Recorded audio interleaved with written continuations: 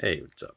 It's GW coming to you live. We're going to talk about VHS Viral. It's the third entry in the VHS horror saga. It was filmed in 2013 and it again is released by Magnet and in association with Bloody Disgusting Pictures.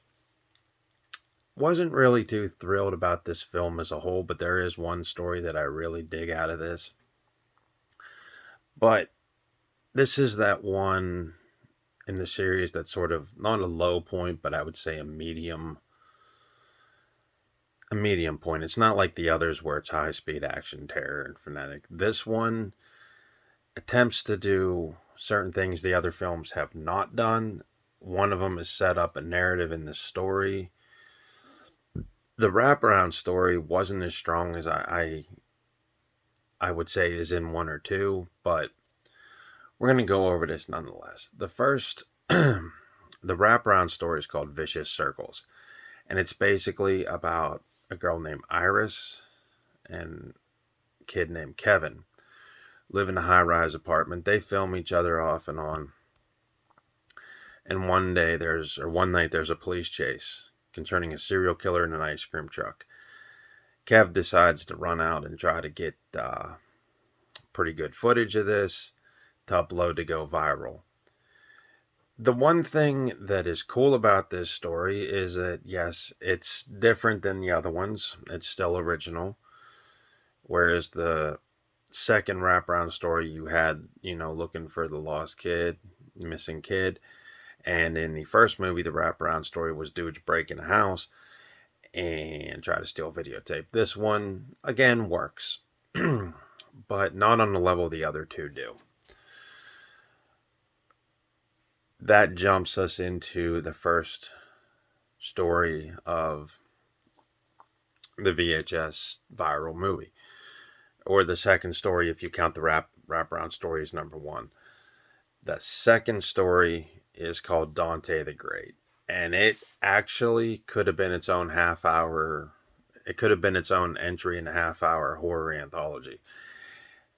This one concerns a magician who basically gets a cloak and becomes pretty much the hit of the city. He becomes very popular, but you find out a really deadly secret here on. In order to keep the cloak powerful so he can do his tricks, he basically has to have the cloak murder his assistants. And it does some pretty cool things. There's not a lot of special effects, but it is a pretty neat story in and of itself. Then we jump back after the story's over again into the police chase as Kev keeps trying to track down the killer in the ice cream truck to get a viral video. We are introduced with the third story called Parallel Monsters. This one is interesting because they don't explain anything in this story. You pretty much have to just ride this one out. It's about a man who creates an interdimensional device, tests it, opens up a mirror dimension to his home. The cool thing about this one is that everything except a few things look off, and it's pretty much one of them deals where like you wait to see what's different. What's different is that in his world there's a bunch of demons or monsters. I don't know what they are. Even his wife is a monster. You really can't tell what's going on here. You just have to run with it because it's just like in that movie, The Time Machine from H.G. Wells, where the dude goes way into the future and encounters monsters. You really don't know why they're there. You really don't know what they're doing, but you just run with it. It's short. Not a lot of blood in this film or in this story, but it's interestingly eerie, and it was neat to see a sci-fi entry into the VHS series. I thought that was pretty cool. Not a strong story, so I would say mediocre at best. Now we jump back into the vicious circle as Another man on a bicycle gets taken hostage, and that leads to one of my favorite stories of the VHS viral. In fact, I could watch this story all day, and I think it's pretty original because it takes all kinds of stuff and mashes them together. It's called Bone Storm. And what it's about is a group of young skateboarding punks who, just want to ride around, smoke weed, just like kind of like the Cottonmouth Kings, on skateboards. Well, they're making a skateboard video, which back in the 90s, that was pretty popular. In fact, one of the kids in this story says, you know what? Jackass and Faces of Death have outsold any skateboard video ever released. And they're probably right. So what happens in this story is that they go around, they skateboard, and they try to skate a hidden, legendary, underground, not too well known skate park in Tijuana. Well, there's a problem with that, guys. The skateboard park that they want to do is actually a memorial and a memorial / altar to zombies and zombies, not demons, and monsters. And the cool thing about this, guys, is if you ever watch the Blind Dead movies, those kind of zombies are in there. The makeup is really cool. It's terrifying. And it's neat to see skater kids face off against zombies. I don't think we've ever seen that in a film before. But the makeup is pretty good. The zombies look straight out of, like I said, the Blind Dead, or, something like that. The real skeleton-y sort of zombies, You have to watch this twice because there is a lot going on that you will miss the first time. There is a girl that they see in Mexico when they first get there. And I'm thinking is probably like, the leader of the zombie pack. And these zombies are relentless. And there's some cool stuff. There's also some neat first-person point of view action sequences with a handgun that comes right out of, I would say, a horror video game. The kids are awesome. They're just young, skater kids. And it's one of those things, again, where, you start off with a nice, cool adventure, and it slowly descends into a hell ride. A lot of blood in this one, guys. A lot of blood. A lot of arm ripping. There's some limb ripping and stuff. And it's pretty good. And it's probably the strongest story in the whole film, just because, it's the most well done, in my opinion.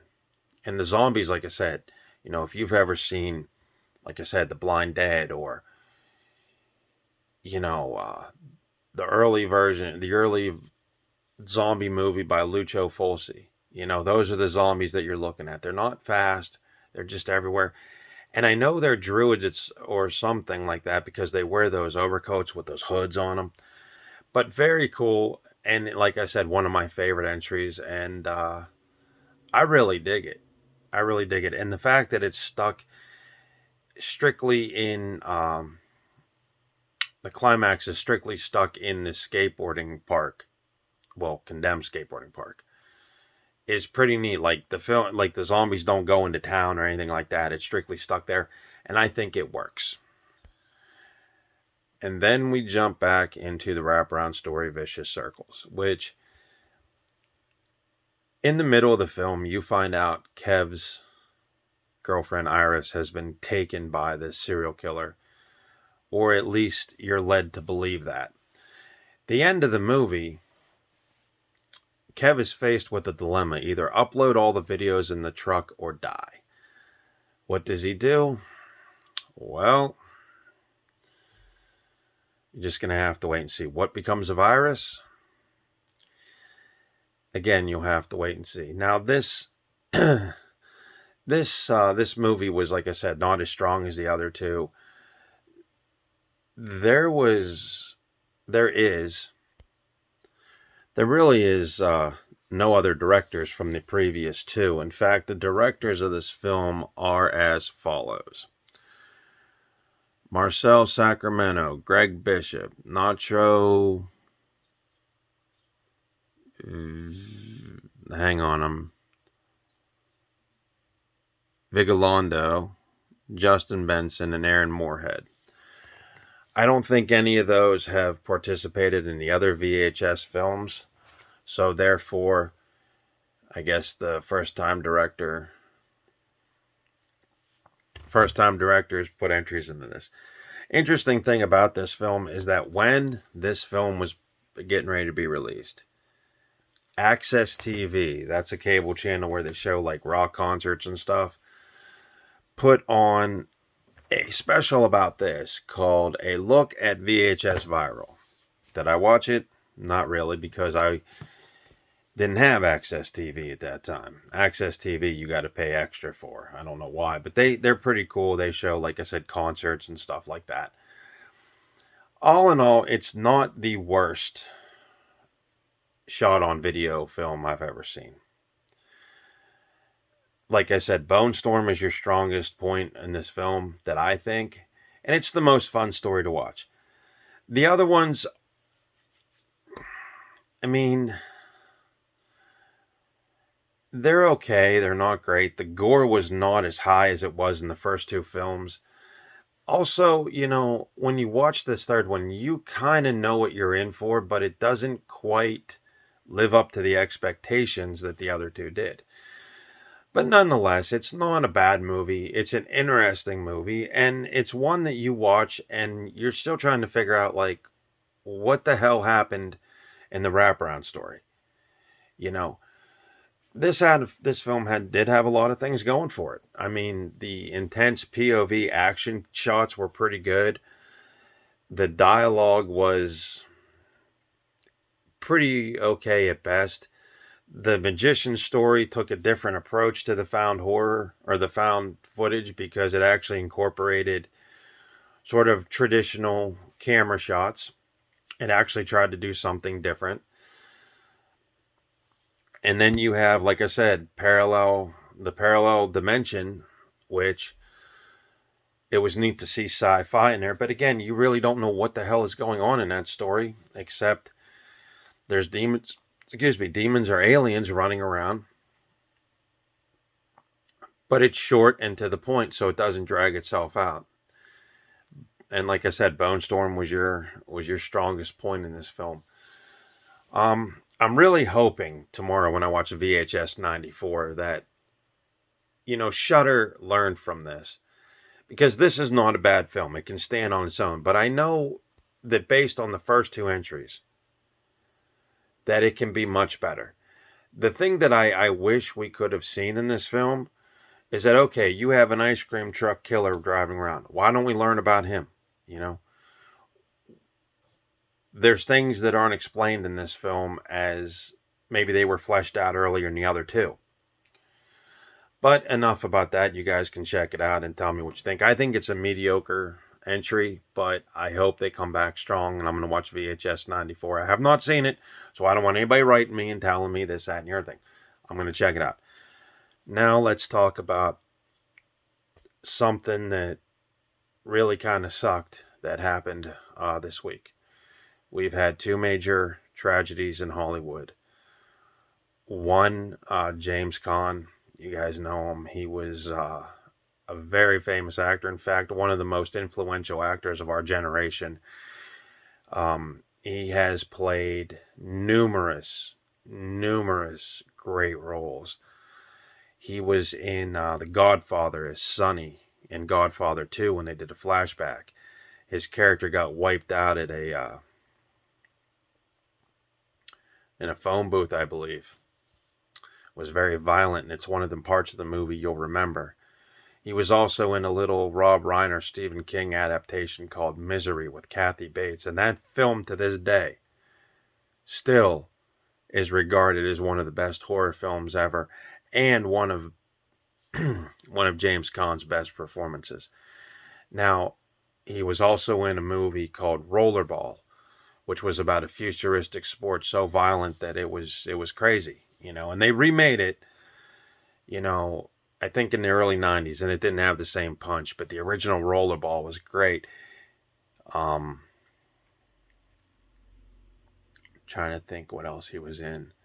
He was in Elf alongside Will Ferrell.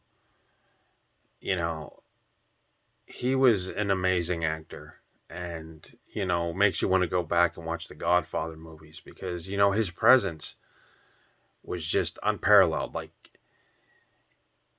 when he was on the set, you could tell. You could tell. He played Sonny Corleone to a T. They were actually going to go back. This was years ago. And in a conversation with Francis Ford Coppola, the director of The Godfather, they were actually going to go back and do Godfather 4, which was going to be about Sonny before he became one of the enforcers of the Corleone family. And I thought that was a great idea. I don't know what happened to the project. It must have fell through, and it was not ever adapted, not ever mentioned after that. I don't know what happened, but it wasn't a good thing. And James Caan, like I said, he was one of my guys. He was one of the old school guys. The guys that are like legends. It's like James Caan. You got Robert De Niro. You got Joe Pesci. You have Al Pacino. All these guys are in a league by themselves that when they're on screen, it's not just a movie. It's magic. You know what I mean? Then last night, I was sitting in bed and we were flicking around the news, and my wife said, "Hey, do you know this guy? He passed away." And I look, and it's the guy that played Paulie Walnuts on The Sopranos. I told her, I said, "This is getting out of hand. This is crazy," because he was young, that guy. And instantly my brain clicked back to when I first saw him. And I think his name was Sirico. Or Sir, I don't know his name, guys. I'm just a little upset. But there was an episode of The Sopranos. It was season 3. It was called The Pine Barrens. And if you guys have not seen this, this is the episode to watch. Because like I said, he played Paulie Walnuts on that show. He was the guy with the white going through the hair. You know what I mean? That was him. Anyway, The Pine Barrens was a classic episode because him and Michael Imperioli's character, Christopher Moltisanti, they're sent to kill this Russian. So they have this bright idea. They're not going to kill him in his house, right? They're gonna drive him into the forest, right? They're gonna kill him in the forest, so no one knows, no one sees him, right? And the episode starts off like a serious mob thriller and ends up being, without any fault of its own, sort of a comedy, because what happens is they take this guy up to the Pine Barrens. They make him dig a hole, bury his body in. He attacks the two of them, runs out into the Pine Barrens. Christopher shoots this guy, but you never find the body. And that was one of the things that David Chase never really explained.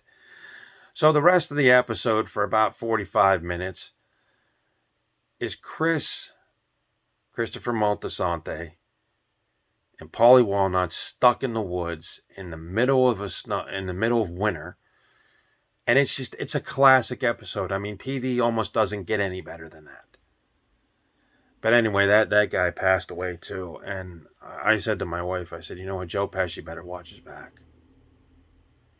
Because I said, I'm going to be really upset or really pissed off if he dies. Because if he dies, or if Al Pacino dies, right? Or Robert De Niro. All those movies, they feel like they lose something, But I'm upset, and the James Caan thing really put me over the edge. I mean, who would have thought? I mean, we all know guys get old, right? But it just seems like Hollywood deaths come out of nowhere, you know? And it's a sad thing, guys. And these are guys whenever I was a kid, watching all these mob movies with my dad, that you idolize. And it just seems like whenever they die, like a part of you goes with them. Like those movies aren't so. I don't know what I'm trying to say, guys. I'm just saying that it just was. It's very sad, and I am heartbroken over it. Um, but yeah, tomorrow we'll be back to talk about BH5S viral. And I'm sorry I didn't know the guy who played Paulie Walnuts. My head is swimming. Guys, I just got done watching this horror movie. I tried to review it for you. So names and places sometimes get lost in my head, and I'm not going to sit here for an hour and act like I know what I'm talking about sometimes, because sometimes I do get lost. And I want to make one more point before I go. I had somebody who talked to me regularly every day, and she asked me, could she get in touch with us? I said, yeah. So I saw her at work. I gave her my phone number. And all of a sudden, she turned a 180 on me because she wanted to talk to my wife. My wife and her were good friends, right? So give her my phone number. And she goes, I don't think I'm going to call you. I said, why? You've been bugging me about my number for months, and I just kept forgetting about it, write it down. My social circle's really small. Okay. So here was my thing. I said, why did you bother me for my phone number so you could talk to my wife? We gave you a number. Now all of a sudden, in the blink of an eye, you're turning around and telling me that you're not going to call? What's the matter with you? I don't get out much, and I don't know what I'm doing. And I said, you know what? And I got upset. Because I thought, a couple of years of being this person's friend, we would actually hang out and maybe, meet up or do something sociable, right? She's an introvert. I'm not holding that against her. But again, why go through all that trouble? So Dawn talked to another friend of hers, and the other friend was another girl, and she said, you know what, that lady's cracked. Why would you ask for a number and not use it and turn around and tell you that, she's not going to call you? I mean, it made no sense. So I'd like to thank Emily, Casey. I would like to thank them because, things upset me and my wife. And sometimes if you talk to somebody about them, that person will step forward and be a better friend than that person has ever been in her life. And I wanted to thank Emily, and I wanted to thank Casey, because I was real upset about that. And I'm glad I talked to you guys about it. And I'm glad that I'm watching your movie, that you guys are watching my stuff. And, I just want to say thank you for being better friends than that woman has ever been to us in about 5 years. I'm not going to ever talk to that woman again, by the way, but just so you guys know. So, I didn't mean to go on for, looking at the clock here, it's 24 minutes I've been ranting on about stuff. But, I don't know. And then we had another shooting at a parade in the 4th of July. You know what, guys? And I'm sick of it. This stuff keeps happening. It's going to make people terrified of leaving their own house. And then, like yesterday morning, the former Prime Minister of Japan got shot. They got the strictest gun laws in the whole the whole world. They have had 10 shootings in like 15 years. There's a reason for that. Maybe we need to get tougher on gun laws, guys.